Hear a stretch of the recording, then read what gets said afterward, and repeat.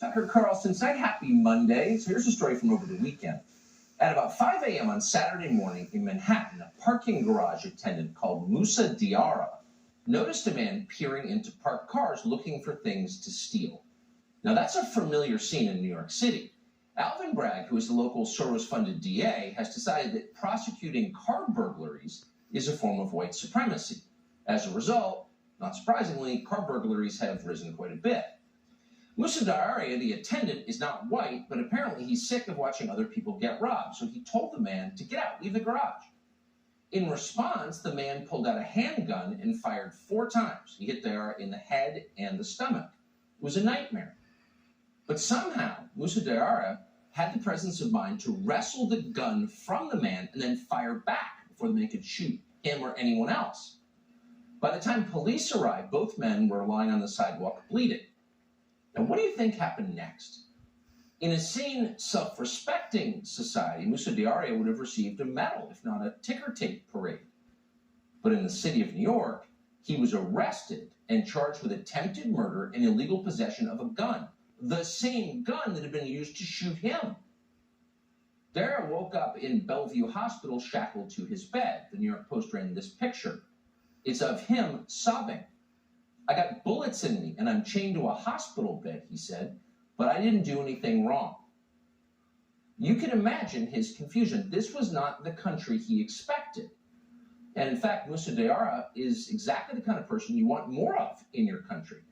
He's 57 years old and he's still working harder than most young people do. In fact, when New York shut down during COVID, as lawyers and nonprofit executives hid in their apartments, living on DoorDash and stockpiling surgical masks from Amazon, Diarra went to work every day, like Americans used to. The man who shot him, by contrast, does not have a history of going to work every day. His name is Charles Rody. We checked. He's got a rap sheet of nearly a dozen serious crimes that go back more than 20 years. And yet, as of Saturday at 5 a.m., he was not in jail. He was walking around New York with a gun looking for more things to steal. In the end, Alvin Bragg caved to public outrage, which was considerable, and dropped the charges against Musa Diarra. But he had already made the point very clear to everyone. In our new Soros-inspired justice system, decent people are the criminals, while the criminals are now a protected class. Here's how it works. The people in charge unleash chaos in our cities, but if you dare to protect yourself or your family from that chaos, you wind up in handcuffs. What is this?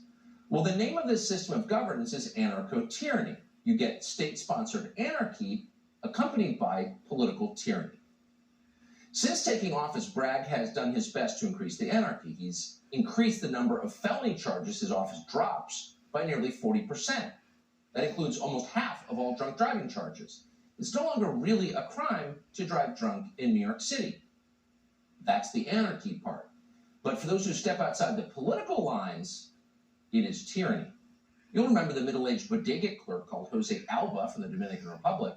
Bragg sent him to Rikers Island, one of the worst prisons in the world, for daring to defend himself against a lunatic who was trying to murder him.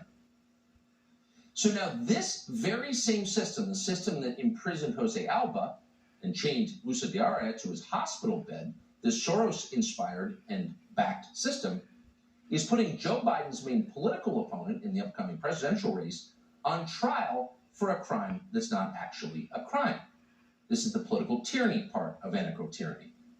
So for our existing legal system, this appears to be a point of no return. And you would think the media would point that out. Even if they support it, this is a big change from the way the country has run for hundreds of years. But no, because they're too dumb, too shallow, and above all, too self-interested. So Trump's upcoming arraignment tomorrow isn't a turning point in our country's legal system. It's yet another chance to follow Trump around in the hope that ratings will return. This was CNN all day today. We are being told right now that is Donald Trump leaving Mar-a-Lago on his way to catch his plane that will leave to New York when he arrive later this afternoon. We're watching really history right now unfold on your screen. Donald Trump en route to the airport and a court date in New York, becoming the first ever former president to face a criminal indictment. This is a historic moment.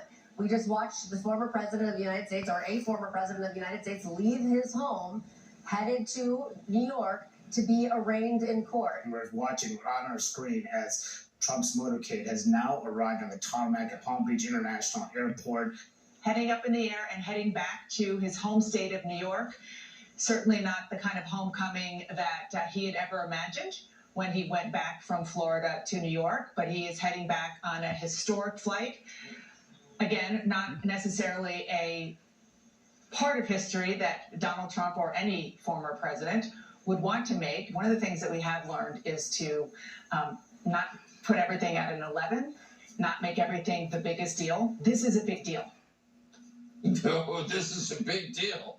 We get to talk over live pictures, what we were trained to do in local news. Well, it is a big deal, actually. It's a very, very big deal. But the guardrails are gone.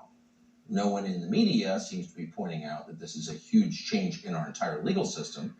And no one in the Democratic Party in Washington, even those who are a little bit concerned about where this might be heading, dare say anything at all, because Alvin Bragg is, of course, a holy person, and no one wants to speak out against the crowd on Twitter. So this is all happening in slow motion, and of course we're getting the dumbest possible lectures, as always, from Cable News. We've learned how to put everything at 11. We're not making everything the biggest deal. It's hilarious. And of course, they can't wait to make it the biggest deal, on the shallowest possible level, and the reason is economic. Since Trump left office, CNN has lost more than 60% of its viewers.